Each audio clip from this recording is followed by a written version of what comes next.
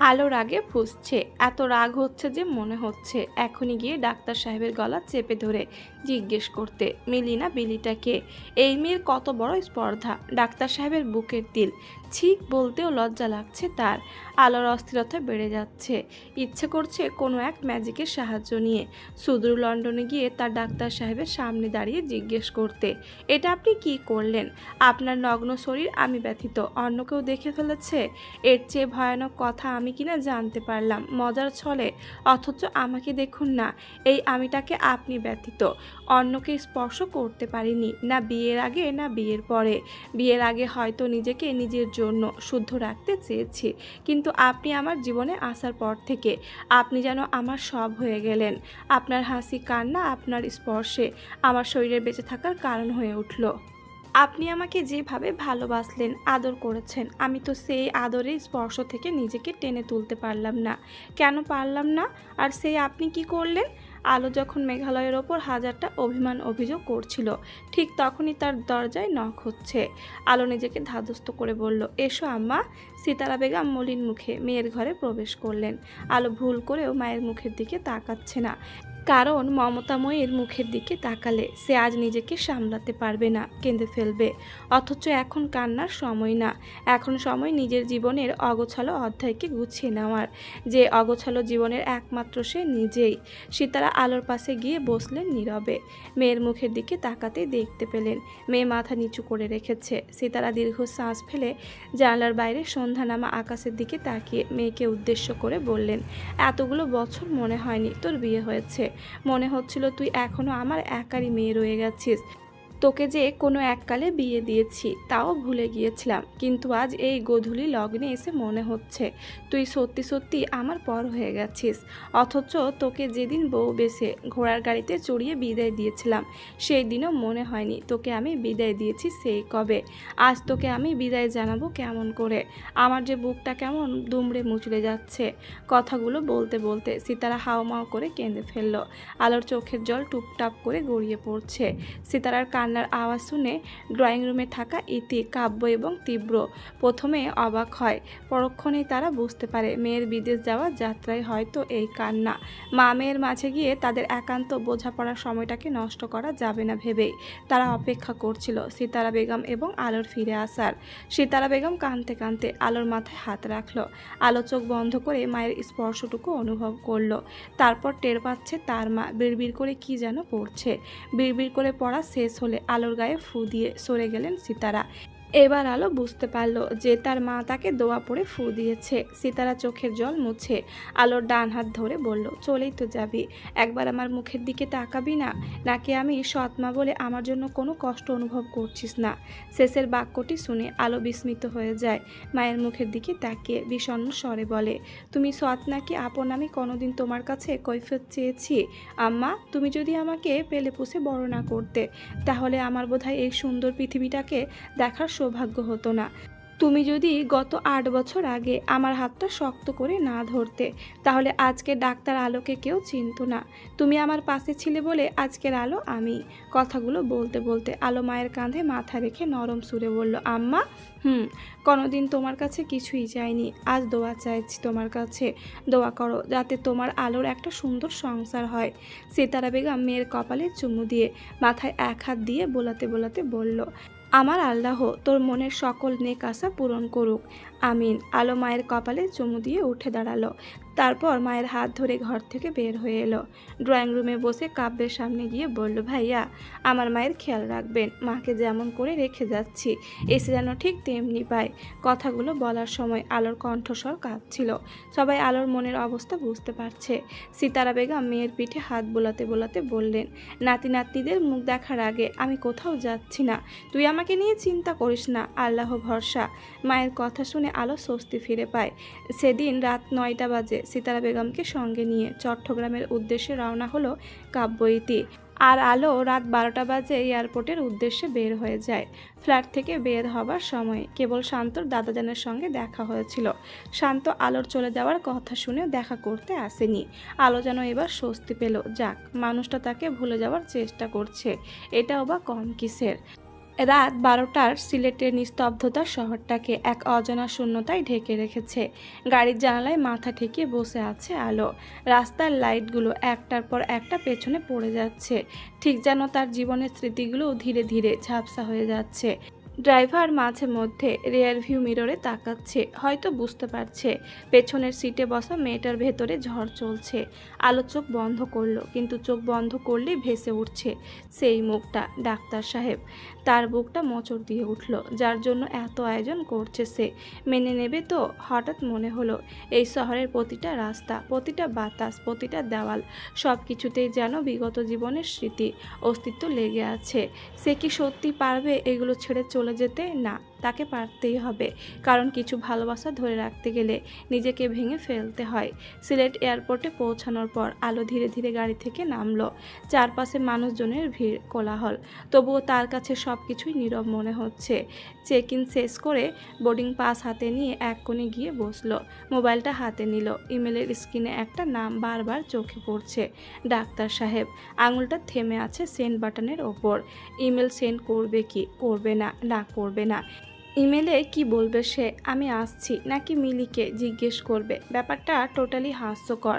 যে মানুষটা তাকে এই অবস্থায় এনে দাঁড় করিয়েছে, তাকে আবার কি বলার আছে? আলোর ফোনের স্ক্রিনটা ধীরে ধীরে নিভে গেল। ঠিক তখনই তার পাশে কেউ এসে বসলো। আলো তাকিয়ে দেখলো একজন বয়স্ক মহিলা, মায়াবী মুখ। তিনি মৃদু হেসে বললেন, মা, তুমি কি প্রথমবার বিদেশ যাচ্ছ? আলো হালকা মাথা নাড়ল। জি। ভয় লাগছে? আলো কিছুক্ষণ চুপ থেকে বলল, একটু। মহিলাটি তার হাত আলতো করে ধরলেন। ভয় পেও না, নতুন পথ মানেই নতুন গল্প। আলো হঠাৎই শান্ত হয়ে গেল। নতুন গল্প? তার ঠোঁটের কোণে এক চিলতে হাসি ফুটে উঠল। হয়তো সত্যি এই বিদায়টা শেষ নয়, বরং নতুন কিছু শুরু। আর ঠিক তখনই এয়ারপোর্টের অন্য প্রান্তে দাঁড়িয়ে কেউ একজন গভীর দৃষ্টিতে তাকিয়ে আছে আলোর দিকে। চোখ দুটো লাল, ক্লান্ত, ভীষণ অস্থির। সে এক পা এগোতে চাইল, কিন্তু থেমে গেল। নিজের মুঠোটা শক্ত করে চেপে ধরে ফিসফিস করে বলল, আমাকে প্রত্যাখ্যান করে যদি তুমি সুখে থাকো, তাহলে আমি দূর থেকে ভালোবাসবো তোমায়। এর কিছুই টের পায় না আলো, কোনোদিন কিছু জানবেও না। সে শুধু জানে তার ফ্লাইটের ঘোষণা হয়ে গেছে, passenger for London, please proceed to boarding gate. আলো ধীরে ধীরে উঠে দাঁড়ালো, শেষবারের মতো চারপাশে তাকালো, তারপর এগিয়ে গেল। আর ঠিক সেই মুহূর্তে কারো বুকের ভেতরটা নিঃশব্দে ভেঙে গেল। Passenger for London, final call for boarding. ঘোষণাটা কানে আসতে আলোর বুকের ভেতরটা কেমন ধক করে উঠল, যেন এই একটা ডাকই তার পুরো জীবনটাকে দুই ভাগে ভাগ করে দিচ্ছে। একটা অতীত আর একটা অজানা ভবিষ্যৎ। আলো গভীর শ্বাস নিল, তারপর ধীরে ধীরে বোর্ডিং গেটের দিকে এগিয়ে গেল। প্রতিটা পা ফেলার সাথে সাথে মনে হচ্ছিল সে নিজের পরিচিত পৃথিবীটাকে পেছনে ফেলে যাচ্ছে। বোর্ডিং ব্রিজ পার হয়ে প্লেনে ঢুকতে এক ধরনের ঠান্ডা গন্ধ তার নাকে লাগলো। সব কিছুই নতুন, অপরিচিত। এবার এয়ার হোস্টেস মিষ্টি হেসে বলল, ওয়েলকাম ম্যাম। আলো হালকা হাসি দিল, তারপর নিজের সিট খুঁজে বসে পড়ল জানলার পাশে।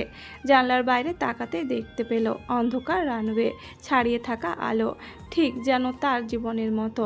অন্ধকারের মাঝে কিছু আলোর বিন্দু। সিট বেল্ট বেঁধে নিল, হাতটা কাঁপছে হালকা। প্লেন ধীরে ধীরে রানওয়েতে এগোতে শুরু করলো। আলো চোখ বন্ধ করলো, মনে মনে শুধু একটা কথাই বলল, আল্লাহ আমাকে শক্তি দাও। হঠাৎ একটা জোর ধাক্কা, তারপর গতি বাড়তে লাগলো। আর কয়েক সেকেন্ডের মধ্যে প্লেনটা মাটি ছেড়ে আকাশে উড়ে গেল। ঠিক সেই মুহূর্তে আলোর চোখের কোণ দিয়ে একটা জলবিন্দু গড়িয়ে পড়ল। নিচে পড়ে রইল তার শহর, তার স্মৃতি, তার ভালোবাসার আপনজন, তার মা, তার অনাগত সন্তানের কবর, তার বাবার কবর। ফ্লাইটের ভেতরে সময় যেন থেমে আছে। চারপাশে হালকা আলো। যাত্রীরা কেউ ঘুমিয়ে, কেউ সিনেমা দেখছে, কেউ বা চুপচাপ বসে আছে, কিন্তু আলোর চোখে ঘুম নেই।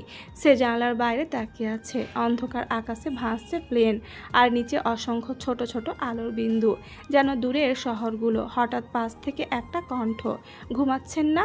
আলো তাকিয়ে দেখলো পাশের সিটে বসা সেই বয়স্ক মহিলা। আলো মৃদু হাসলো, না, ঘুম আসছে না। প্রথমবার সব কিছুই এমন লাগে।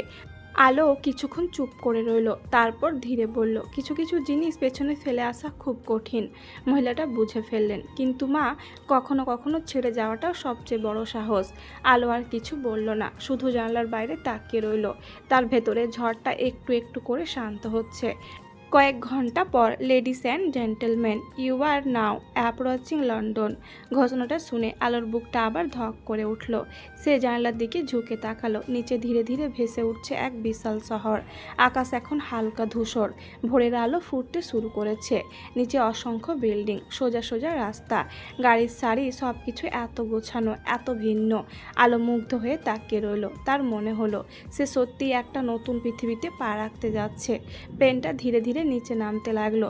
একসময় চাকা মাটিতে ছুলো, একটা হালকা ঝাঁকুনি, তারপর ধীরে ধীরে গতি কমে এলো। Welcome to London. এই কথাটা শোনার সাথে সাথে আলো গভীর শ্বাস নিল।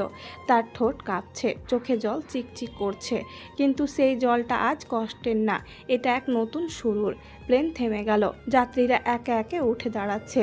আলোও ধীরে ধীরে উঠে দাঁড়ালো। তার ব্যাগটা হাতে নিল। একবার চোখ বন্ধ করে নিজেকে বলল, আলো, এখন থেকে তুই একা না, তুই তোর ডাক্তার সাহেবের শহরে আছিস।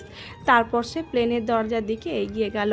তার কয়েক সেকেন্ডের মধ্যে সে পা রাখবে এক নতুন দেশে, এক নতুন জীবনে, তার ডাক্তার সাহেবের কাছে। লন্ডনের ঠান্ডা বাতাস তার গায়ে লাগতেই আলো হালকা কেসে উঠল। তারপর ধীরে ধীরে হাসলো। তারপর চোখের পর্দায় ভেসে ওঠা হাস্য উজ্জ্বল মুখটা কল্পনায় এঁকে বলল, এই শহর এখন থেকে আমাদের। আলো ধীরে ধীরে এমিগ্রেশন লাইনের দিকে এগিয়ে গেল। লাইনটা বেশ লম্বা। সামনে পেছনে নানা দেশের মানুষ দাঁড়িয়ে, কেউ হাসছে, কেউ ফোনে কথা বলছে, আর সে শুধু চুপচাপ দাঁড়িয়ে আছে, নিজের পাসপোর্টটা শক্ত করে ধরে। কিছুক্ষণ পর তার সিরিয়াল এলো। অফিসার পাসপোর্ট হাতে নিয়ে তাকালো। Purpose of visit? আলো একটু থেমে বলল, ওয়ার্ক অ্যান্ড স্টাডি। অফিসার মাথা নাড়ল, স্ট্যাম্প পড়ল পাসপোর্টে, ওয়েলকাম টু দ্য ইউকে। আলো লাগেজ নিয়ে বাইরে বের হতে এক ঝাঁক ঠান্ডা হাওয়া তার গায়ে এসে লাগলো। আলো নিজের শালটা আরও ভালো করে জড়িয়ে নিল। চারপাশে অনেক মানুষ দাঁড়িয়ে, কারো হাতে ফুল, কারো হাতে প্ল্যাকার্ড। কারোর জন্য কেউ এসেছে, কিন্তু তার জন্য কেউ নেই। আলো একবার চারপাশে তাকালো। হালকা একটা দীর্ঘশ্বাস বেরিয়ে এলো। তারপর মনে মনে বলল, স্বাভাবিক, তুই একা এসেছিস। পরক্ষণে কাব্যর বলা কথাগুলো মনে পড়ল। কারণ কাব্য স্যার বলেছিল তাদের পরিচিত কেউ আলোকে রিসিভ করতে আসবে। সেই পরিচিত মানুষটা কি আসেনি এখনও এয়ারপোর্টে?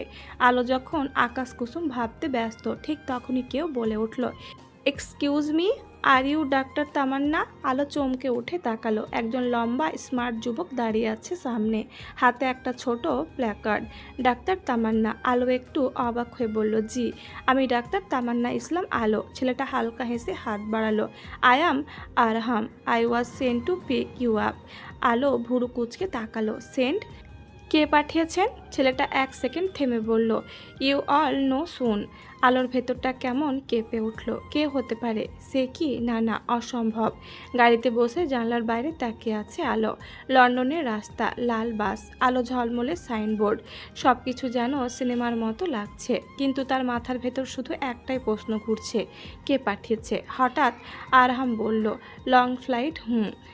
Don't worry, you are safe here. আলো কিছু বলল না। তার দৃষ্টি হঠাৎ গিয়ে থামলো আরহামের হাতে থাকা ঘড়ির দিকে। ঘড়িটা খুব চেনা লাগছে, অদ্ভুতভাবে চেনা। তার বুকটা ধক করে উঠল। এ ঘড়ি তো। ঠিক তখনই আরহামের কল এলো মোবাইলে। কল রিসিভ করে আরহাম কলে থাকা ব্যক্তিকে বলল, জি জি ভাই, তোমার বলা মতোই মানুষটাকে আমি রিসিভ করেছি। ডোন্ট ওয়ারি, তুমি রিনির বিয়ের মতো একটা গুরুত্বপূর্ণ ফাংশানে ব্যস্ত আছো। আমি তো জানি। তুমি তোমার ভাইকে বলে দিও দুশ্চিন্তা না করতে। আর হ্যাঁ, তাকে তোমাদের বাসায় নিয়ে আসছে আমি। কিছুক্ষণ পর গাড়ি একটা বড় সুন্দর বাড়ির সামনে থামলো। আরহাম দরজা খুলে বলল, ইউ আর হেয়ার। আলো নামলো। বাড়িটার দিকে তাকিয়ে কিছুক্ষণ স্থির হয়ে রইল। এত সুন্দর, এত শান্ত। হঠাৎই তার মনে অদ্ভুত অশান্তি বয়ে যাচ্ছে। আরহাম তাকে ভেতরে নিয়ে গেল। তার চোখ বড় হয়ে গেল বিস্ময়ে, কারণ সামনে দাঁড়িয়ে আছে একজন যাকে সে কখনো এখানে আশা করেনি। তার ঠোঁট কাঁপছে, শব্দ বের হচ্ছে না, শুধু ফিস ফিস করে বলতে পারল, আপনি?